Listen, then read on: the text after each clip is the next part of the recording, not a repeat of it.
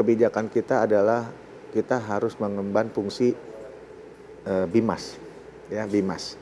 Nah sekarang ditambah, jadi harapan pimpinan semua personil Polri itu kita harus mengemban fungsi kehumasan. 250 karyawan di Indonesia mostly adalah anak bangsa yang kita didik. Kita juga menarik dari beberapa kampus, kita literasi mereka, kita didik mereka, dan kita sebarluaskan mereka juga.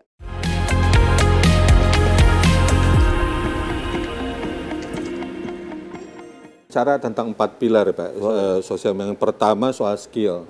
Skill kayaknya ini kita jadi nomor 1. Kita update betul perubahan teknologi. Tapi konon kabarnya soal etik kita masih agak rendah. Sehingga kita dijuluki salah satu kelompok sosial netizen yang kurang sopan atau tidak sopan. Kemudian culture, budaya kita masih sebetulnya belum budaya dunia maya, masih budaya dunia nyata yang kemudian agak tergagap-gagap gitu. Mudah sekali memposting, mudah sekali merespon tanpa mengetahui yang tadi Pak Erdi sampaikan. Dan yang terakhir adalah soal security. Nah, gampang sekali men-share data dan sebagainya. Mungkin itu yang agak problem atau mungkin sangat problem di Indonesia gitu ya Pak. Benar Pak, karena dari sisi kita, contoh Pak, kita kekurangan atau lack of resource dari sisi apa? Cyber security profesional Pak. Tidak hanya di Indonesia, di seluruh dunia menurut saya.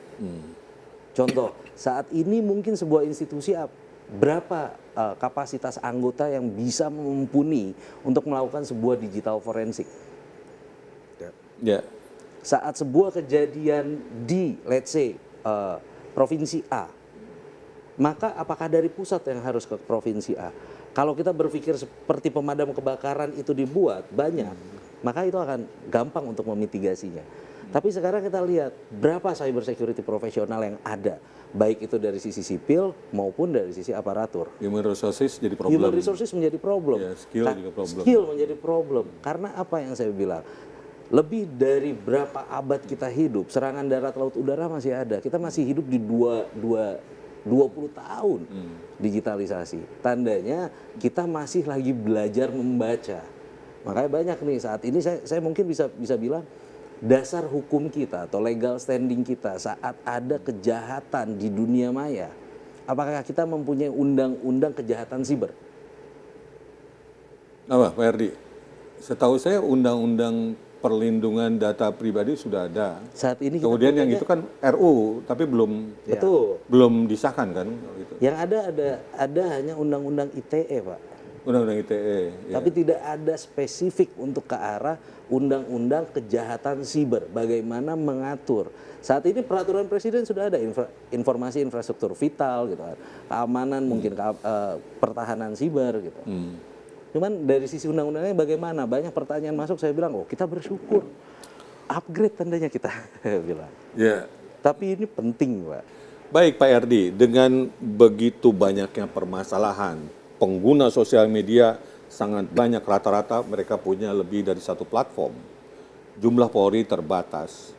Terkait dengan pemilu biasanya tensi meningkat. Apa yang dilakukan Polri, Pak? Baik, kita harus sepakatin bersama ya bahwa sekarang ini kita tidak boleh mimpi lagi kembali ke dunia konvensional ya. Jadi memang sekarang kita harus sudah bisa mencoba beralihnya di dunia konvensional ke era digital. Dan ini mau tidak mau Polri harus mengikuti juga, ya harus mengikuti juga.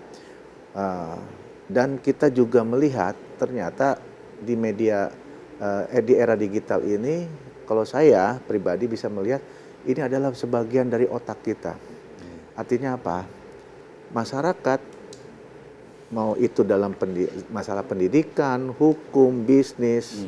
Kemudian masalah keamanan, pertahanan dan sebagainya itu sekarang sudah beralih mendapatkan informasi di era digital. Nah oleh karena itu ya kita memang harus mau tidak mau kita terjun langsung dan mengikuti perkembangannya. Itu yang pertama. Kemudian yang kedua terkait masalah kiat-kiat Polri. Kami sudah melaksanakan kebijakan pimpinan. Dalam artian begini,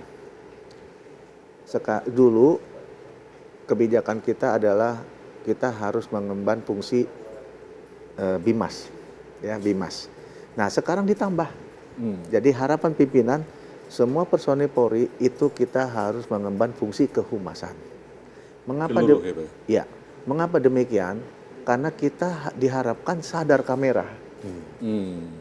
Sadar kamera, kita adalah institusi yang menjadikan atau diharapkan sebagai panutan contoh baik di dalam segala kegiatan di masyarakat. Artinya apa? Ketika kita keluar di rumah, kita harus melihat masalah performa kita, masalah apa yang kita miliki, kesederhanaan itu yang menjadikan contoh buat masyarakat, sopan santun, etika dan sebagainya. Itulah makanya yang diharapkan oleh pimpinan bahwa kita harus ada kamera, semua diwajibkan untuk mengemban fungsi kehumasan. Baik. Lalu kemudian kami yang di kepolisian dari Polri sendiri ada kebijakan-kebijakan untuk menguatkan literasi secara internal. Ya caranya bagaimana kita juga melaksanakan ya FGD, lalu kita diskusi baik itu di antara bawahan dan atasan dan bawahan, ya bagaimana kita menempatkan posisi kita di era digitalisasi Ya, ini. supaya secara internal terliterasi ya Pak ya? Ya, literasi kita perkuat lagi. Ya, Polri dan keluarganya tentunya. Polri dan keluarga, bahkan ya kita berupaya untuk kiri kanan tetangga kita juga kita berikan edukasi juga. Harus Pak, harus Pak. Oke, Pak, saya beralih ke Pak Andri. Pak Andri, Baik. saya ingin bertanya lagi tentang IT seks Pak ya. Baik. Perusahaan yang menawarkan jasa ini kan sebetulnya bukan hanya IT seks, tapi ada beberapa perusahaan-perusahaan yang lain. Nah, terkait dengan ini, apa diferensiasi layanan dari IT seks dan selama ini boleh misalnya kalau seandainya ada pengakuan, ada penghargaan yang sudah Bapak peroleh, sehingga jujur saya secara bisnis agak sangat kagum lah.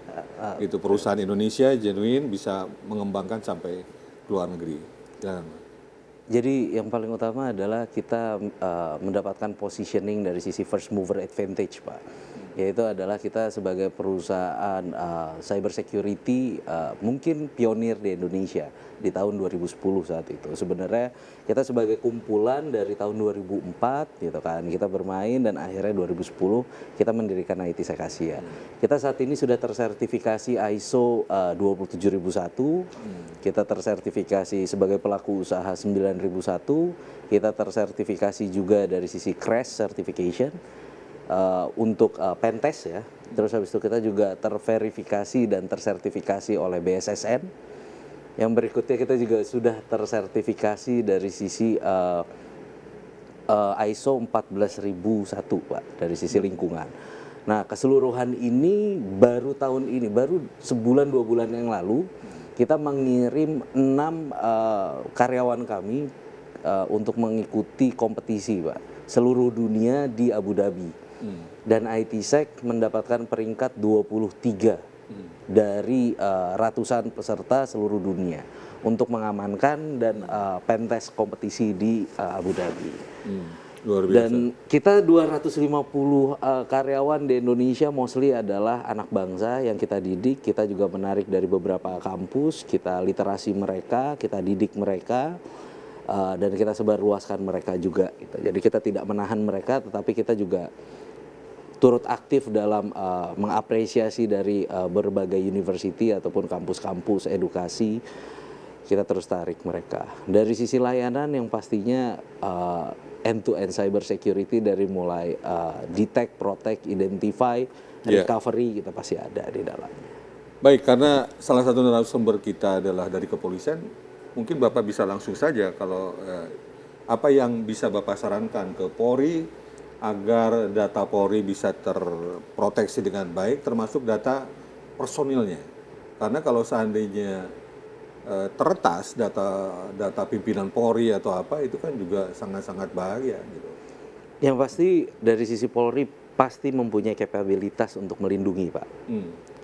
Dari sisi kita melihat standarnya misalkan ISO 27001, hal yang paling sulit untuk menangani ini adalah komitmen keseluruhan manajemen atau manajemen komitmen. Dalam hal ini mungkin adalah Polri, tandanya dari pucuk pimpinan sampai level terbawah harus benar-benar komit untuk apa? Untuk menjaga datanya.